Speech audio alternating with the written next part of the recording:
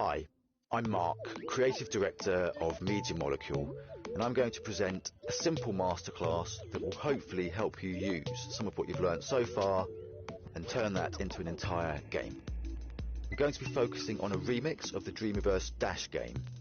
That means take a copy of something, mess around with it, which is always a really good way to learn. I will be reiterating some of the basics that you may have already learnt, but basics make for strong foundations, and strong foundations make for strong structures. Yes. So, first of all, try playing the game, get familiar with it, and when you get past the finish line, we'll dive in and start tinkering.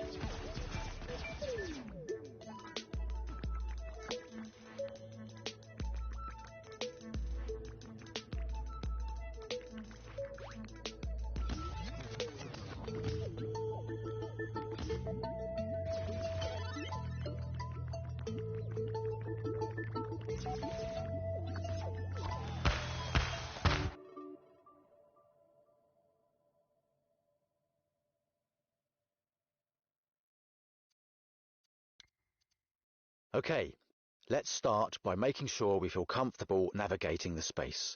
So here's a quick reminder of how we do this. If you feel you're already a master at camera controls, then you can skip this step. Use the left stick to move forwards, backwards, left or right. Use the right stick to look in a different direction. If I hold down L1, I can now use the left stick to move up and down instead of forward and backward. We use the L1 button a lot to alter the functionality of other buttons, much like a shift key on a computer keyboard. So, if you ever hear me accidentally say shift, you'll know I mean L1.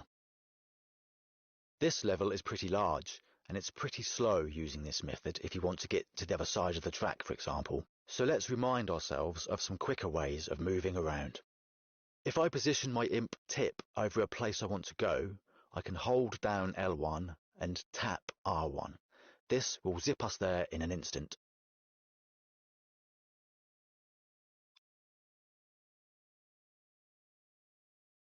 Finally, another useful method is to position your imp tip over a place you want to go to, just like before, except this time hold R1, which will lock your imp onto whatever you are hovering over.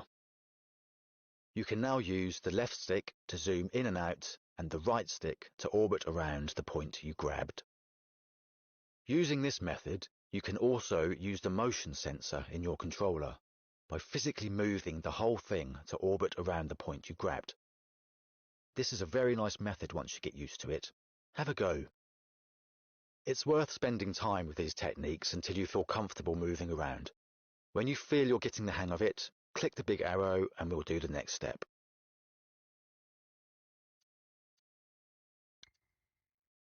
Okay, you should be confident about moving around with camera controls now, so let's start changing the actual scene. Before we do that though, you may have noticed lots of these little bright cubes scattered around. These are gadgets.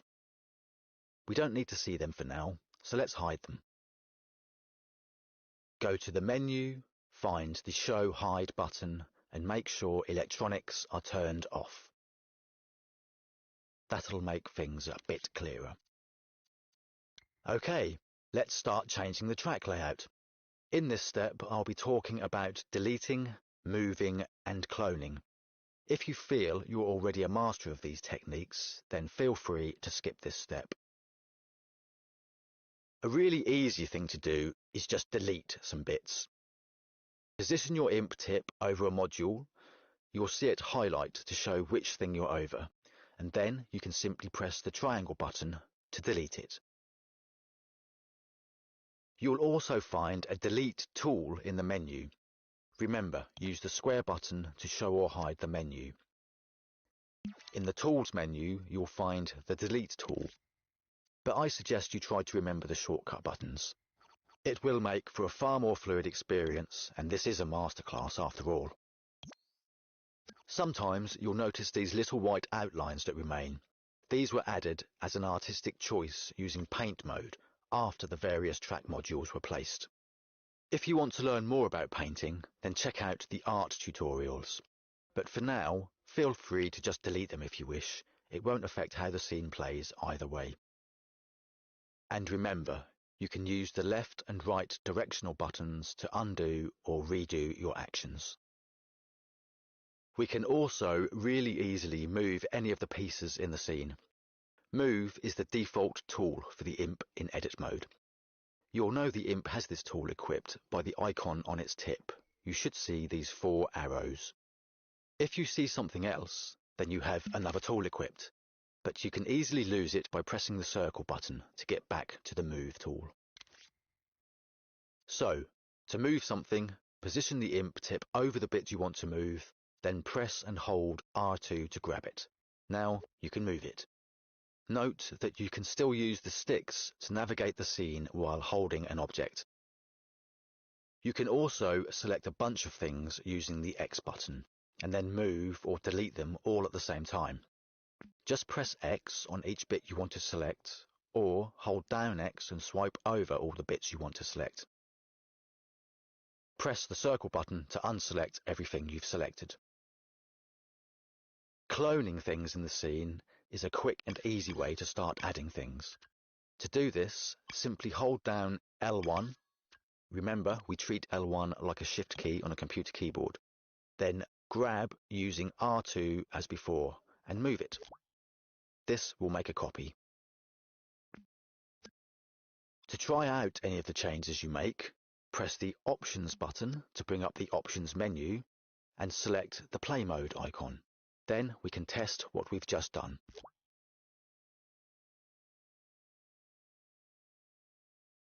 Press the Options button again and select Edit Mode to go back and make more changes. When coming back into Edit Mode from testing your scene, you can choose to rewind time so that everything is back in its starting state and the character is back in the starting position. So just press this button in the menu or use the L3 button for a shortcut. But you don't have to rewind time when you come back into edit mode. Sometimes it's useful to make modifications as you go along, switch back into play mode and carry on from where you left off. I suggest you have a little practice. Modify the scene a bit, move some things, copy some things, clone some things. And when you feel confident, we'll go on to the next step.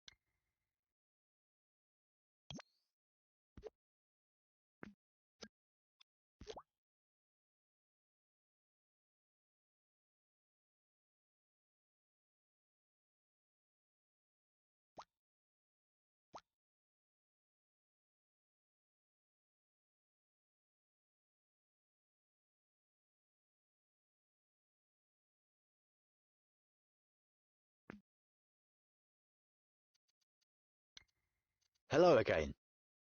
I know some of you out there like to be all neat and tidy, line things up, keep things at right angles, etc. If this is you, then you can use the various guides to make you feel less itchy. Grid Snap is most useful for this. Look in the menu under Guides. Turn on Grid Snap with X, and then you can make the grid coarser or finer. Now, when you move an object, you'll see that it snaps to a grid.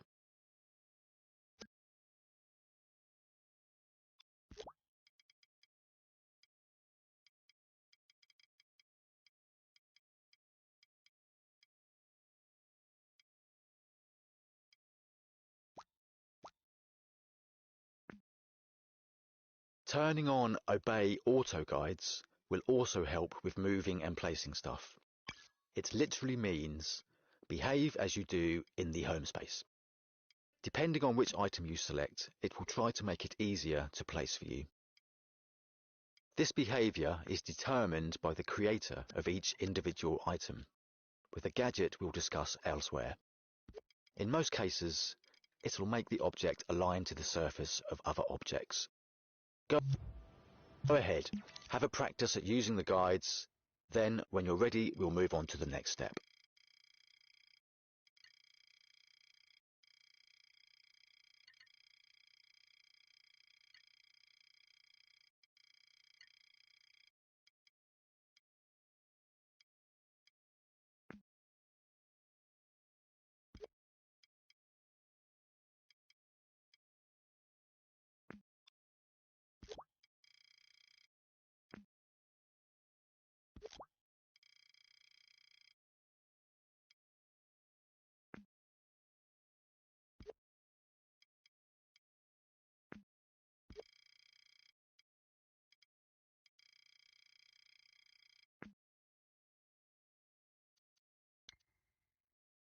So, let's add some new objects to the scene without using the clone tool. If you can't see your menu, remember to press the square button to make it appear. For some new objects, we'll need to go and search the dreamiverse. Do that by clicking this button on the assembly menu. You can go looking for whatever you want, but for the sake of this tutorial, we'll stick to the dreamiverse collection. So make sure you're in there. Go in and choose a bounce pad with X.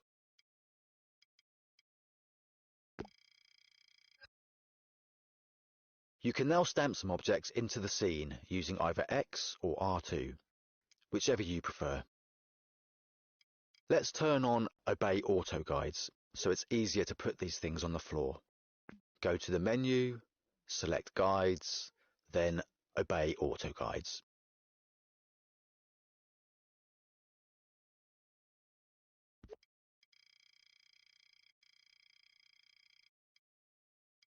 Let's get another object, a balloon.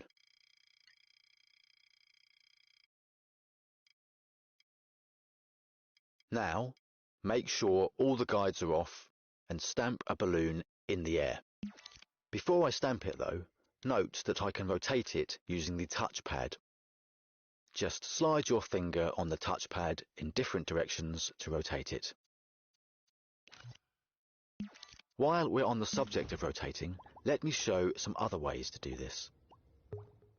Try grabbing something by holding R2, then use the touchpad to rotate it, just like we did before we stamped the balloon. Another way is to grab and hold with L2 instead of R2. You can now rotate the object using the motion sensor by physically rotating your controller. Note that it rotates around the point you grabbed with the imp tip. And finally, using the L2 grab method, you can also use the left and right sticks to rotate. If you rotate using the left and right sticks like this, the gyro method, by which I mean using the motion sensor, will be disabled until you re-grab. So go ahead, try putting some new elements into the scene. Once you're comfortable with this, you know all you need to know to go off and put some new scenes together. Go to Dream Shaping, start a new game scene, and use other people's objects and characters you find in the Dreamiverse. This will get you a long way. If you feel like learning some more though, stick around and hit next when ready. So, by now you know how to build a scene from scratch. But let's explore a really quick and easy way to add some movement and bring your scenes to life. Let's animate a part of the track using Dream's very own special version of motion capture. Make sure time is paused and that you have rewound the scene. First off, find something you feel could do with a bit of movement in it. Then grab it with R2 and practice the movement you'd like it to do. Remember, you can use the left directional button to undo if you accidentally leave it in an odd place. Don't be too precious right now. We'll learn how to be more precise later on. Let's just get something moving to learn the principle. Okay, when you feel you've got a good idea of what movement you're going to do, open the menu with the square button, find the Animate button, and grab yourself an action recorder. You'll now have an action recorder gadget on the end of your imp. You may notice that all other gadgets in the scene have appeared, if you'd previously hidden them. We want to see gadgets now, so this is all fine. Stamp it into the scene with the X button. You can move this later if you like, just put it out of the way for now, in the corner for example. This object will capture and store the performance you are about to make. Once you've placed it, it will be armed and ready to start recording. But don't panic. It isn't actually recording yet. Take your time, breathe. Only when you grab the item you want to move will the recording start. So let's do it. Remember, it will only record while you are actually grabbing something, unless you have time running already. So you can let go, have a cough or a sneeze for example, then re-grab and carry on adding more movement if you like. If you feel that you want to start again, just hit the retake button. You'll have a fresh recording attempt.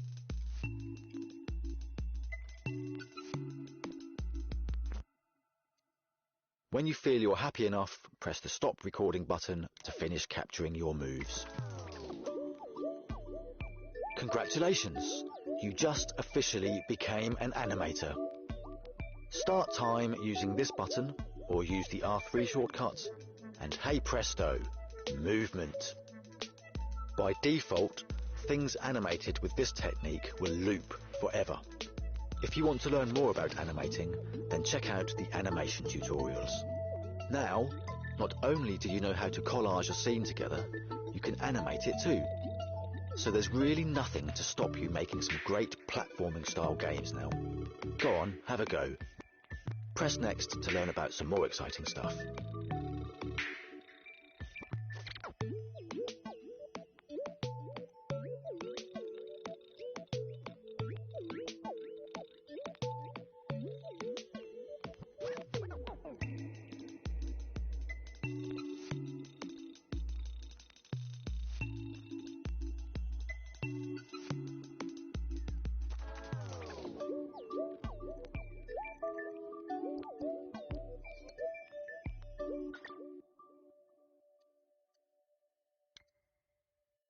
Hello again.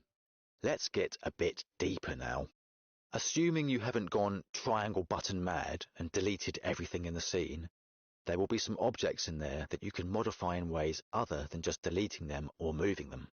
Let's find one of these bounce pads for example. Let's turn on electronics as we want to look at those now. If they aren't already visible, then go to the Show Hide on the menu and make sure electronics are turned on.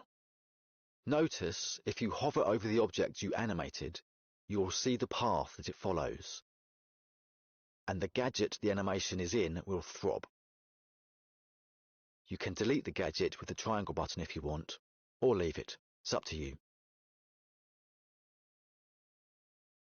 Position your imp's tip over the object and select it with X. You'll then see these contextual buttons appear.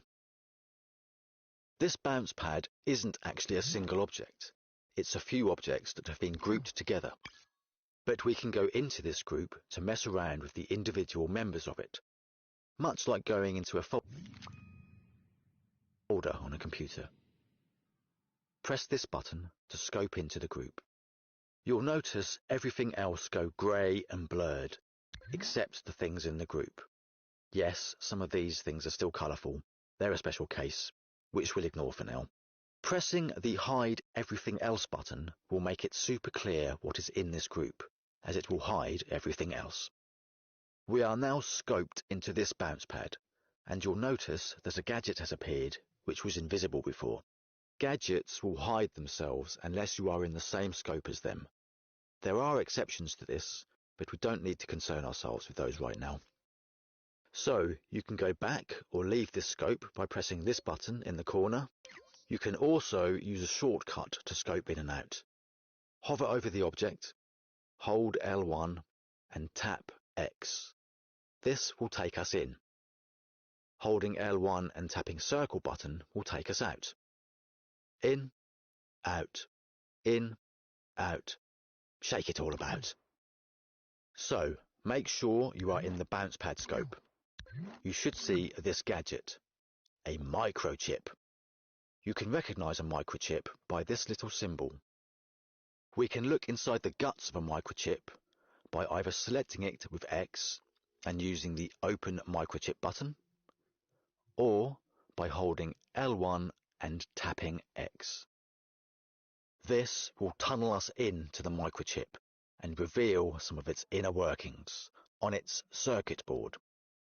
It's possible you may be looking at the back of the circuit board when you first open it. If that happens, then simply move your camera to look at it from a better position. Or you can also use the L1 plus R1 trick on the circuit board to quickly zip to a better viewing position. We won't concern ourselves right now with everything on this circuit board. Let's just try changing the value on this slider using X. This will affect how high the bounce pad sends the character. Try ramping it up, and then switch to play mode to try it out. Remember, you've only changed one bounce pad though, not all of them, so try to remember which one you changed.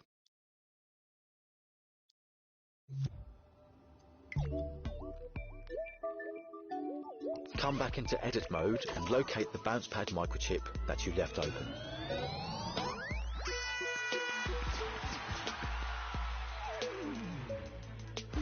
You can close a circuit board by pressing this little button in the corner, or by hovering the imp tip over the board itself and pressing the L1 and circle button shortcut. But feel free to leave it open if you wish.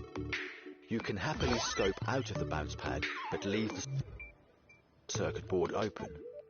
You won't need to scope in now to change the slider, but once closed, you'll have to scope in again to see the microchip and open it up. Lots of the items in this scene have a circuit board with a slider or two on them.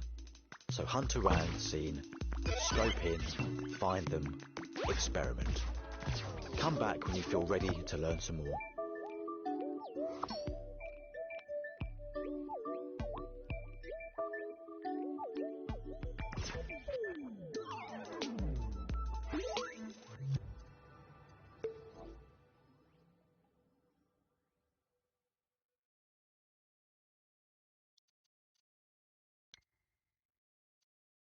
Did you come across any camera pointers or trigger zones in your explorations yet?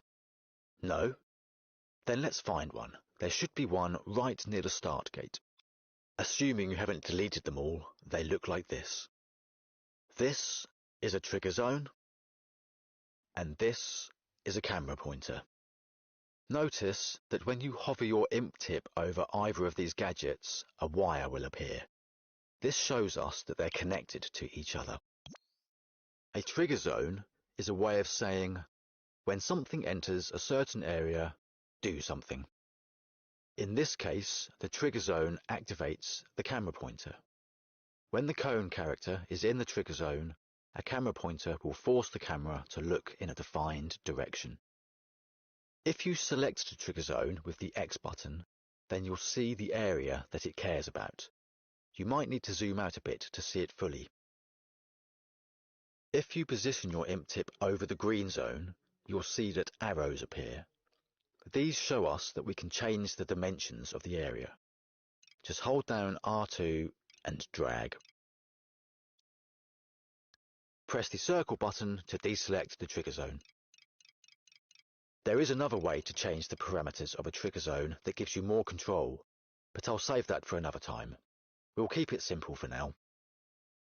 If you now select the camera pointer, you'll see some arrows appear. These show you the way the gadget wants to make the camera look.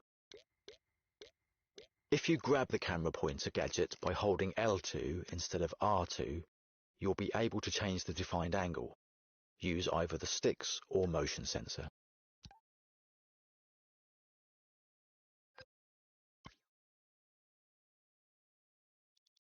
Let's look over here, and we'll see a trigger zone that has multiple wires coming off it. We can trace these wires to see what they are connected to. Handy little tip. If you use the L1 plus R1 trick on a wire, it'll take you to the other end of it. Very handy.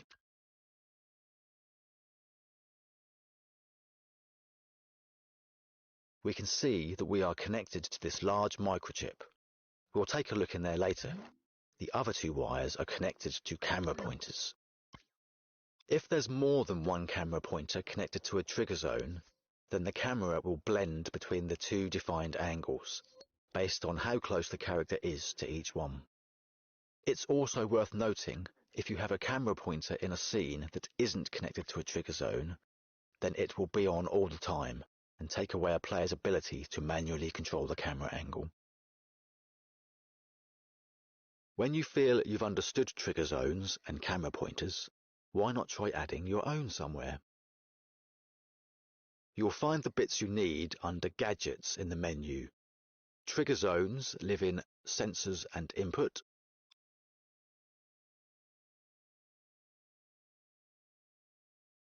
And camera pointers live in Cameras and Lighting.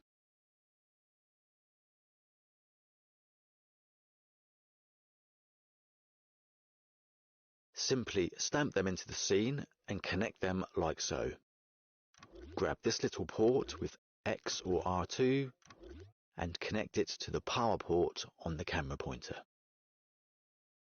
Have a little play, and when you feel you've got it, we can move on to the next step.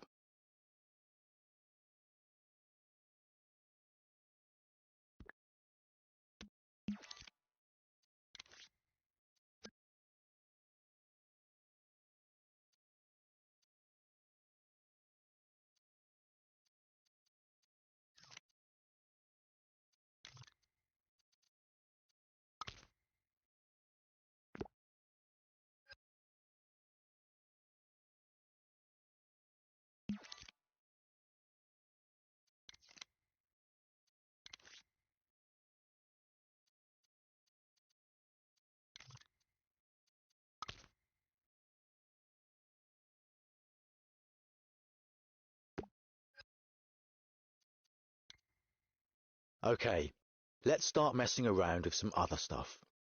First of all, if you haven't already found it, find the big microchip labelled Level Logic. You see this little symbol down here? Remember, this tells us that this is indeed a microchip and has some exciting stuff inside to look at. To take a look inside, we can select it and press the Open Microchip button, or hover over it with your imp tip, hold L1 and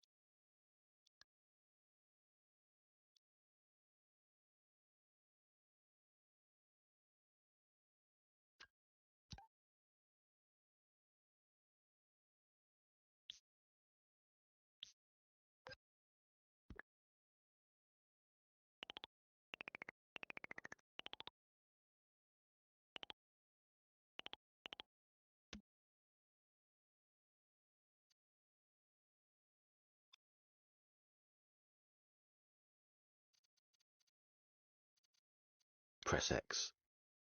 This will reveal the guts of the microchip. Don't be put off by the word microchip, by the way. It's just like a cupboard. You can put stuff in it, and it helps to keep things neat and tidy. You can close it again by clicking the close icon, or by holding L1 and pressing the circle button, either on the chip itself or on the revealed circuit board. So let's take a look at what this microchip contains. First of all, we have a sun and sky gadget. This will let us change some parameters regarding the sun and sky. So let's do that. But first, remember how I said microchips have this symbol on the corner, like this? Well, we can see the sun and sky gadget, which looks very similar to a microchip, doesn't have the symbol. This isn't like a cupboard. This is more like a cup in a cupboard. Are you keeping up with me? Feel free to go and get a cup of tea. It's pretty simple. There are microchips and gadgets. Microchips have this little symbol, gadgets don't. Why am I going on about this, I hear you say? Well, to get inside a microchip, as I've already said, we can use the L1 and X shortcut. But to see what delights a gadget has to offer, we use a different shortcut. We use L1 and square button, often referred to as tweaking. Or, of course, you can simply select it and use the tweak button on the context menu. Why not use the same button for opening a microchip and a gadget, I hear you say? Good question. I'm going to answer that. Microchips can be both opened up and tweaked. If you use the tweak shortcut on a microchip, L1 and square remember, then you'll get the microchip's tweak menu, not its circuit board. On a microchip's tweak menu, you can change its color and the icon it displays, amongst other things. You'll care more about this when you start making your own microchips, but for now, we'll just close this. I thought it was worth showing you, as it's inevitable you'll accidentally open a chip's tweak menu when you meant to open its circuit board. But no need to worry, you'll soon get used to it.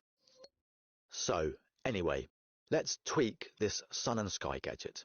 L1 plus square button. Notice that if I move the camera around, the tweak menu will follow me. This is their default behavior.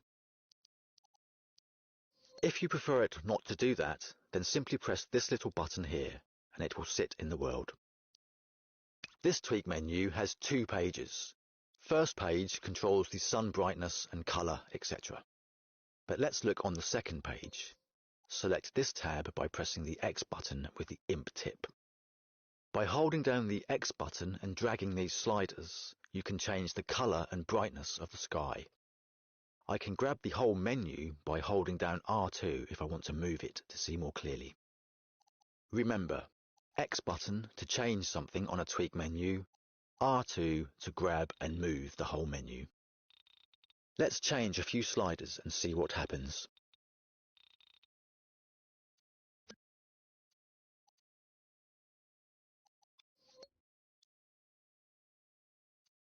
Now, let's take a look at this grade and effects gadget. These apply effects and colors to the whole screen.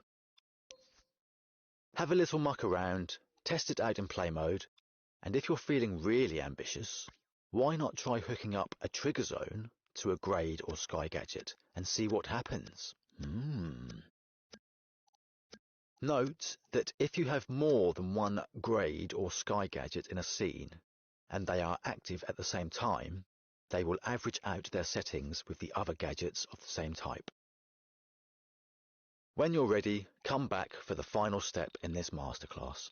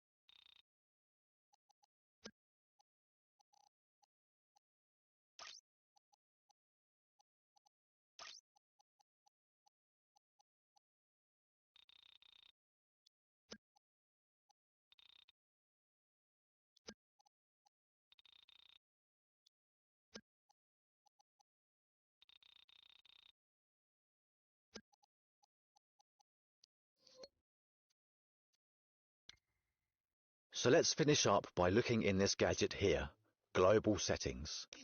Remember, L1 plus square button to get at its tweak menu. We can use this to set how strong gravity is in the scene, for example. Be sure to tick this button on or it will ignore the setting. As for the rest of the stuff in here, feel free to take a look inside. I won't go into detail, we've covered enough for one tutorial, but just to give you an overview, let's skim over them. This chip handles a firework display at the end of a race. This one hides the finish gate until you're halfway around the track, to stop players cheating. But you could solve that with careful scene design, or simply not having a looping track, for example. This chip handles the music, and it's a rather fancy way of doing things. It does different things depending on whereabouts in the race you are, but you can just stamp a simple piece of music into the scene if you like, job done. Or have no music at all, of course. This chip here puts up some simple text instructions, and finally some more audio stuff. A simple mixer. Again, you don't need to use any of this stuff, but in future, as you get more professional about things, you may really want to. So, that wraps up this masterclass. I hope it's taught you something useful. You now know everything you need to start making new scenes. Why not go and try making a new game scene from scratch in dream shaping? Find some objects, a character, maybe a piece of music, and publish it. Go on, I dare you.